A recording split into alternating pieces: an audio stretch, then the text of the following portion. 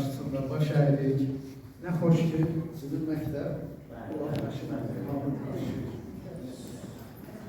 bizim qələmimizin təməlində Baba Təşimovun şəhid olması var. Biraz kövrəndirəm. Neyse, Müşfiq haqqında danışaq. Müşfiqdən söz açanda mütləq Gülsəv Hüseynin albümünü yad eləməliyik. Çünki onun, Gülsəv müəllim bütün onun külliyatını mütəmadi olaraq dünyasını dəyişənə qədər hər 10 ildən bir hazırlayırdı, redaktör edirdi, nəşr elətdirirdi. 2008-də Cənab Prezidentimiz İlham Əliyev sərəncam verdi, Müşfiqin 100 illiyinə bağlı və o sərəncamda da göstərilmişdi ki, tək Müşfiq deyil, repressiya qurbanları olan şahidlərimizin qaranlıq səhifələri işıqlandırılsın tədqiqatçılar tərəfdən. Mən də o vaxtda bəzi qəzetlər var idi ki, üstündə embargo qoymuşduq, adamlar vermədilər o mövzulara.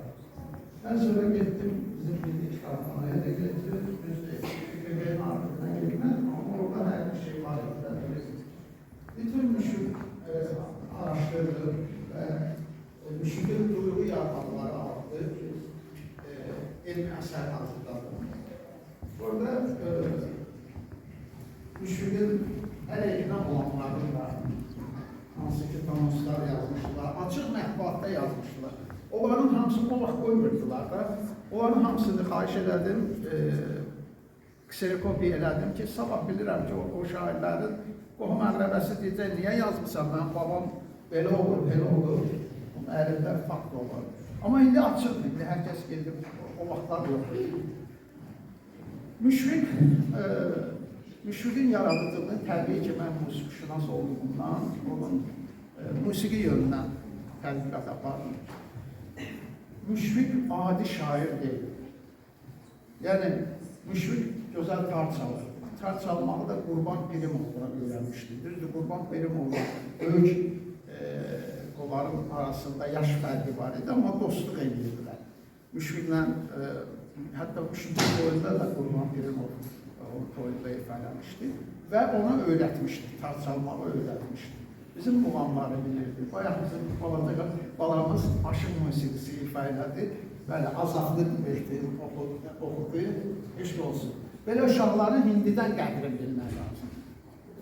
Bizim bir gözəl bir tarçalarımız da var, Mirnofər. Deməli, o Mirnofərlə bağlı mən Daşkənddə muğam müsabiqəsi keçirirdim. Onun haqqında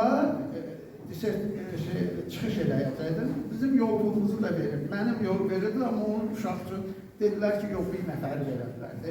Mədəniyyət Nazirliyinə müraciət elədik. Onlar da dedilər ki, yox, bu uşaqdır hələ.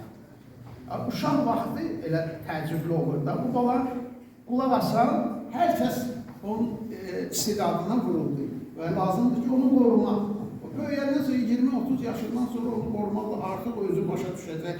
Necə oxusun, təhsil alsın, eşq olsun. Balaca balamıza eşq olsun.